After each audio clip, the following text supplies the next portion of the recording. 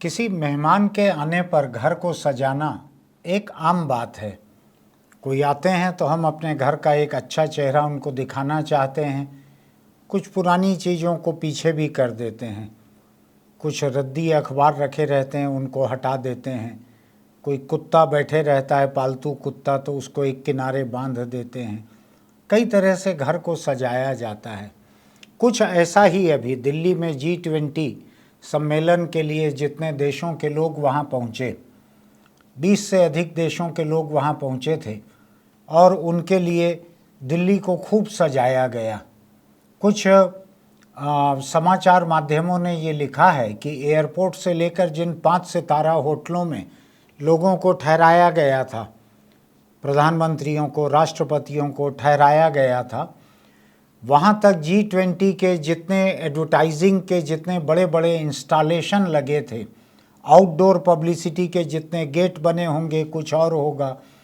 संख्या गिनी है कि 900 कितने ऐसे इंस्टॉलेशन थे एडवर्टीज़मेंट के। ये भी गिना है किसी ने कि उसमें से 200 या कितने इंस्टॉलेशन पर प्रधानमंत्री नरेंद्र मोदी की फ़ोटो थी।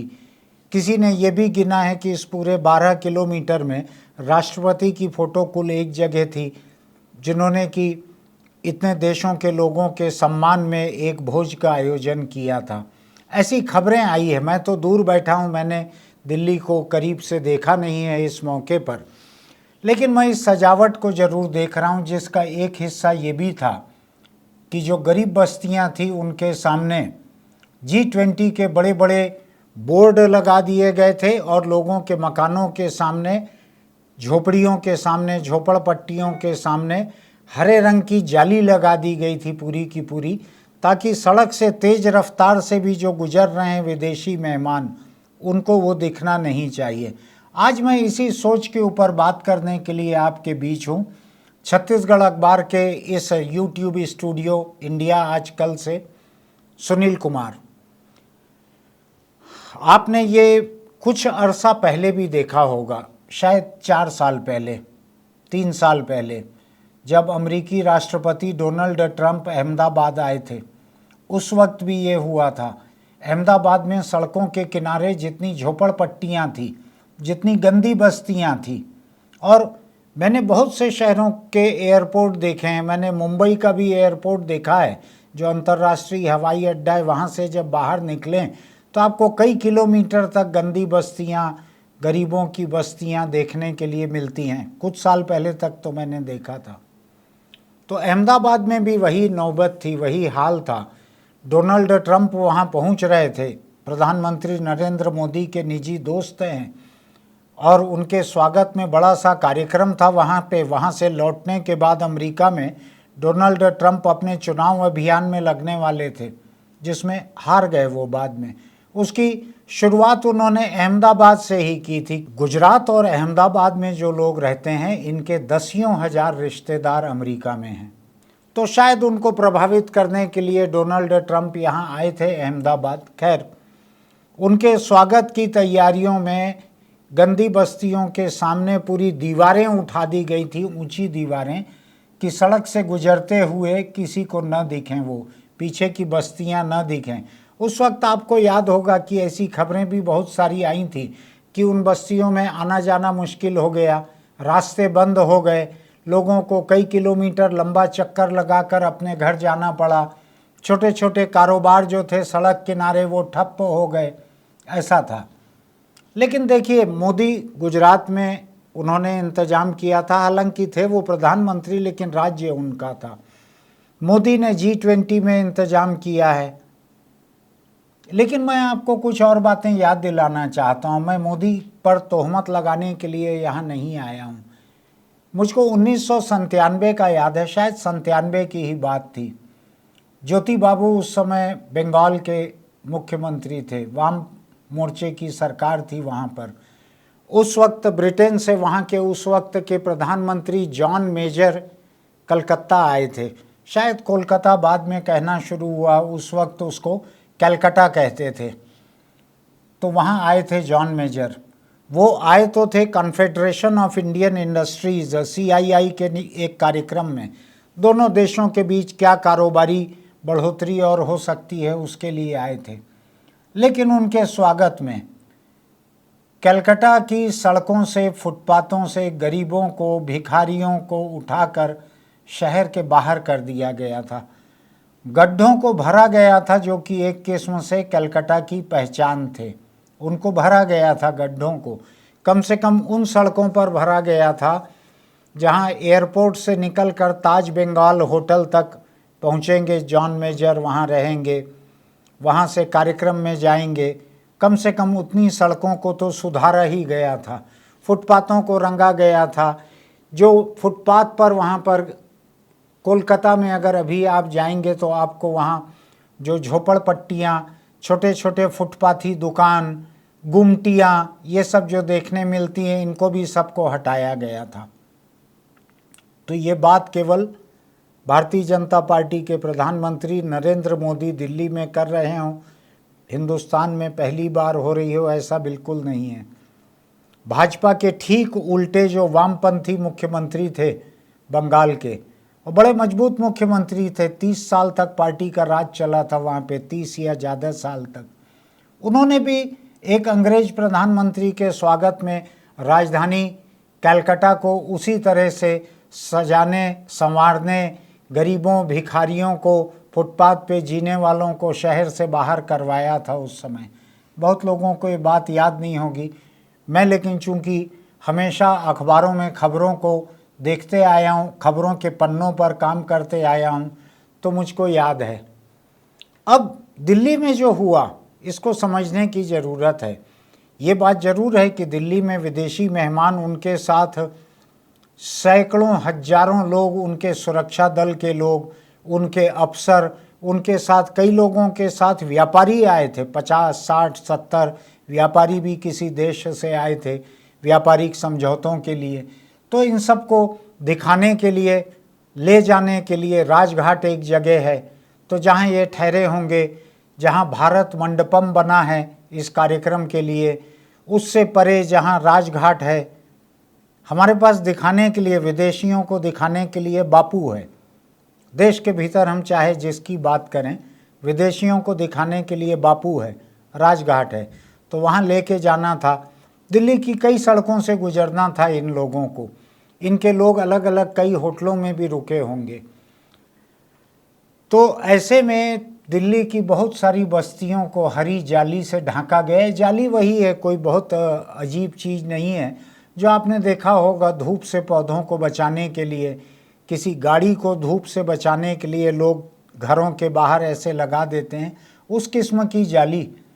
इनसे जो पहाड़ी जैसे, टेकड़ी जैसे जो वहाँ के बस्तियाँ हैं ऊंची ऊंची, उनमें ऊपर से नीचे तक इन जालियों को बांध दिया गया था, पूरा 1 इंच भी न दिखे पीछे का, ऐसा इस तरह का किया गया था। यहाँ तक तो ठीक है, इसमें भी कोई दिक्कत नहीं है। सड़कें वगैरह तो सुधारी गई थी। शायद हजारों करोड़ रुपया दिल्ली पे खर्च हुआ है इस आयोजन में। मैं उसके ऊपर नहीं जाता कि कितना होना चाहिए था, कितना नहीं होना चाहिए था, वो मेरा आज का मुद्दा नहीं है। लेकिन जो और तस्वीरें मैंने देखी हैं दिल्ली की, बहुत से वीडियो देखे हैं, वो देखते नहीं बनते, हम आपको यहाँ दिखाएंगे भी नहीं। यूट्यूब बहुत ही सेंसिटिव है इस मामले में कि कौन से वीडियो उसको हिंसक लगते हैं, कौन से वीडियो उसको अमानवीय लगते हैं, वो ऐसे वीडियो तुरंत ब्लॉक कर देता है। तो इसलिए हमने धीरे धीरे करके किसी भी लाश, किसी भी हत्या, किसी भी जगह के हथियार, किसी भी तरह के वीडियो, फ़ोटो डालना हमने तकरीबन बंद कर दिया है। इसलिए ये वीडियो भी मैं नहीं डालूँगा। लेकिन मैं आपको बतला सकता हूँ, उसको आप बर्दाश्त भी नहीं कर पाएंगे। सड़कों से कुत्तों को जिस अंदाज में वहाँ पर छड़ों से, जंजीरों से, तारों से, रस्सियों से बांध कर उनको फांसी पे चढ़ाने के अंदाज में बड़ी बड़ी गाड़ियों में उनको ऊपर खींचकर सड़क से फेंका गया गाड़ियों के भीतर, जो बुरा हाल वहाँ पर हुआ है सड़क के कुत्तों का, जानवरों का, वो भयानक है। हालांकि मेरा ये भी मानना है कि G20 में जितने विदेशी मेहमान आए होंगे, उनमें से शायद ही कोई सड़कों पर पैदल घूम रहे होंगे कि उनको कोई फुटपाथी कुत्ते काट लें। लेकिन जिस अंदाज में ये किया गया है, जिस अंदाज में कुत्तों को वहाँ से हटाया गया है, बहुत भयानक है, वो बहुत भयानक है। आप देख भी नहीं पाएंगे। मेरे पास भी जितने वीडियो आए हैं मैंने उनको थोड़ा थोड़ा सा देखा, मैं अधिक देख नहीं पाया। सैकड़ों हजारों ऐसे कुत्तों को गाड़ियों में ले जाया गया है। उनका क्या किया गया होगा मुझको नहीं मालूम है, लेकिन उनको पकड़ने का जो तौर तरीका था उसने समझ लीजिए उनको आधा मार ही डाला था। अब मैं एक चीज़ सोचता हूँ कि क्या दुनिया भर के जो राष्ट्रपति और प्रधानमंत्री यहाँ आए हैं, क्या उनको हिंदुस्तान की अर्थव्यवस्था नहीं मालूम होगी? क्या हिंदुस्तान आने के पहले उन्होंने इस देश में अपने जो हाई कमिश्नर होंगे, जो राजदूत होंगे, उनसे एक ब्रीफिंग नहीं ली होगी? क्या आते हुए प्लेन में कुछ पन्नों पे भारत के बारे में एक नोट पढ़ते नहीं आए होंगे? क्या उनको ये जानकारी नहीं होगी कि हिंदुस्तान की आधी आबादी या आधे से ज़्यादा आबादी, शायद 80 करोड़ 100 करोड़ लोग यहाँ के सरकार के रियायती या बिना भुगतान मिलने वाले राशन पे जिंदा हैं? यहाँ की भूखमरी, यहाँ का कुपोषण, जो जनता को अपने हक का अनाज मिलता है सरकार की तरफ से, उसकी वजह से लोग जिंदा हैं, बच्चे जिंदा हैं, कुपोषण से बचे हुए हैं। ये देश इतना गरीब है। इस देश की बहुत बड़ी आबादी जो है, आधी आबादी, पौनी आबादी, ये केवल रियायती या बिना भुगतान जो अनाज मिलता है, मैं मुफ्त शब्द का इस्तेमाल करना नहीं चाहता क्योंकि कौन अपने जेब से दे रहे हैं? न कोई नेता न कोई पार्टी अपने जेब से तो देते नहीं है। यह है सरकार के पैसे का, जो कि जनता का ही पैसा है। बल्कि उसी जनता के पैसे से हजारों करोड़ रुपए लगाकर दिल्ली में ये G20 की मेज़बानी हुई है, हजारों करोड़ खर्च करके। तो मैं उसके ऊपर नहीं जा रहा हूँ, G20 के खर्च के ऊपर। मैं इसके ऊपर जा रहा हूँ कि हिंदुस्तान के जिन गरीबों को लोगों की नज़रों से दूर कर दिया गया, क्या उससे देश के आंकड़े बदल गए? क्या उससे दुनिया के बाहर के आने वाले लोग जो हैं वो इस धोखे और झांसे में आ जाएंगे कि हिंदुस्तान में कोई गरीब नहीं है, कोई झोपड़ी में नहीं रहते हैं, कहीं कोई यहाँ पे फटेहाली नहीं है? क्या ऐसा धोखा उन लोगों को हो जाएगा? हम क्यों दुनिया के इन देशों के लोगों को इतना बेवकूफ़ समझते हैं कि उनके पास हिंदुस्तान के बुनियादी आंकड़े भी नहीं होंगे? और क्यों हमको छुपाना चाहिए? क्यों वामपंथ की जो सरकार चल रही थी बंगाल में, उसको जॉन मेजर की मेज़बानी में क्यों इस बात को छुपाना था?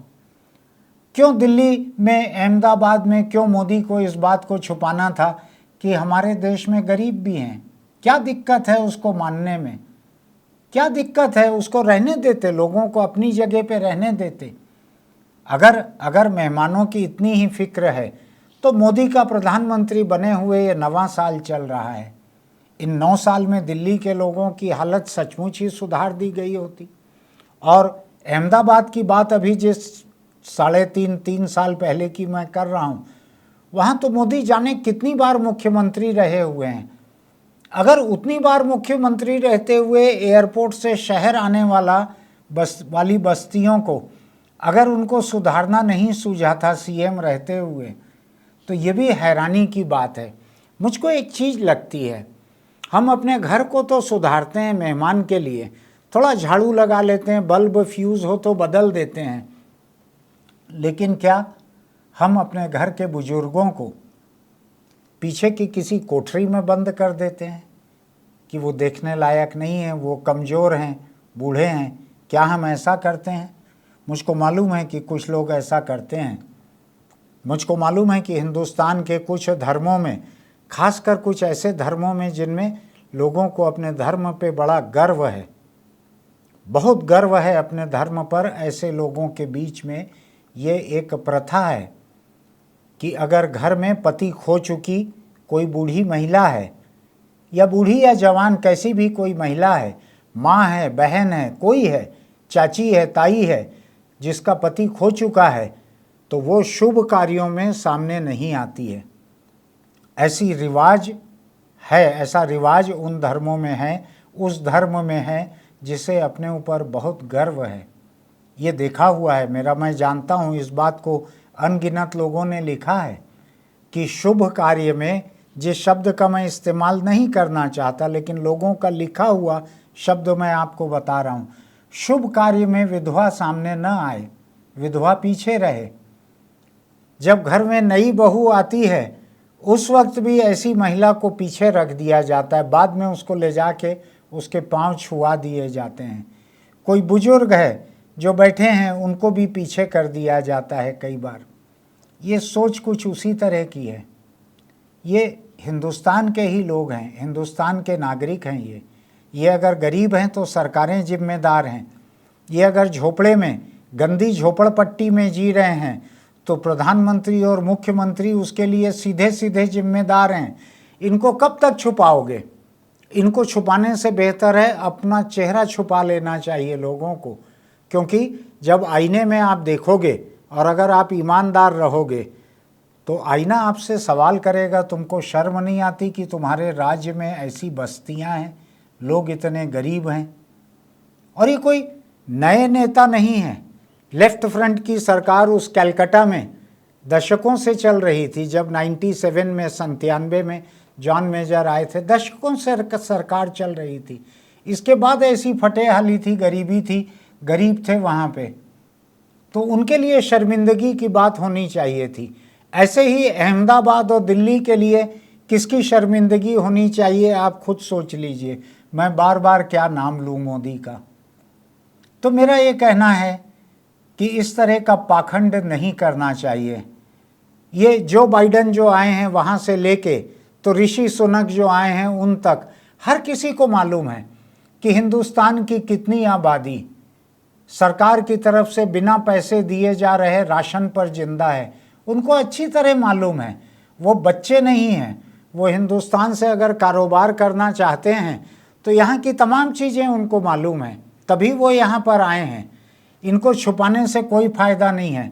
अपनी सच्चाई को, अपनी असलियत को इस हद तक नहीं छुपाना चाहिए।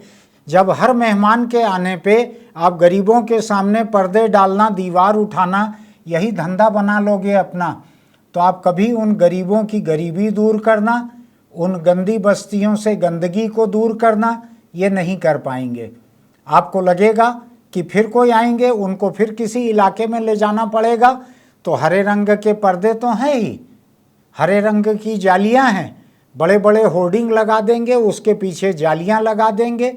हमको गरीब छुपाने के लिए गरीबी हटाने की ज़रूरत नहीं है। हमको गरीब को ढांकने की ज़रूरत है, गरीबी को हटाने की ज़रूरत नहीं है। अपने आप को धोखा देना इसी तरह से होता है। आप किसी भी विदेशी को धोखा नहीं दे रहे, उनके पास सब खबर है उनको। ये आप अपने आप को धोखा दे रहे हो। अपनी जिम्मेदारियों से आप मुंह चिरा रहे हो कि आपके देश में इतने गरीब नहीं रहना चाहिए, लोग राजधानियों में इतने गरीब नहीं रहना चाहिए। ये कोई मुंबई के उस सबसे बड़े स्लम में नहीं ले जाए जा रहे थे ये लोग, जो कि पूरे दुनिया में विख्यात है कि ये सबसे बड़ा स्लम है मुंबई का। ये वहाँ नहीं ले जाए जा रहे थे। ये दिल्ली का जो पॉश इलाका कहा जाता है, एयरपोर्ट से 7 सितारा होटल, 7 सितारा होटल से 8 सितारा कार्यक्रम स्थल भारत मंडपम, वहाँ से बिना सितारे का राजघाट, ऐसी जगहों पे उनको ले जाया जा रहा था। इनके बीच भी आप गरीबी दूर नहीं कर पाए, यहाँ भी आप बस्तियाँ दूर नहीं कर पाए। इस देश में तो हर नागरिक को मकान, हर नागरिक को शौचालय, इसकी घोषणा हुई है। तो दिल्ली में क्या हो गया जिसको ढांकना पड़ गया इतना? अहमदाबाद राजधानी थी, कलकत्ता राजधानी थी। चलिए, कलकत्ता की बात 97 की है, आज से 28-30 साल पहले की है, मैं उसको छोड़ भी देता हूँ। लेकिन अहमदाबाद तो ताज़ा है, अभी 3 साल पहले का है अहमदाबाद। दिल्ली अभी का है, 3 दिन पहले का। क्यों ऐसी नौबत आनी चाहिए कि हम अपने देश की असलियत को इस तरह से छुपाएं? ये कुछ उसी तरह का मुझको लगता है जिस तरह से किसी मुर्दे को सुंदर दिखाने के लिए उसको लिपस्टिक, नेल पॉलिश, उसको रूज, उसको आईब्रो, ये सब उसके ऊपर किया जाए किसी मुर्दे के ऊपर, उससे सुंदरता नहीं आती है।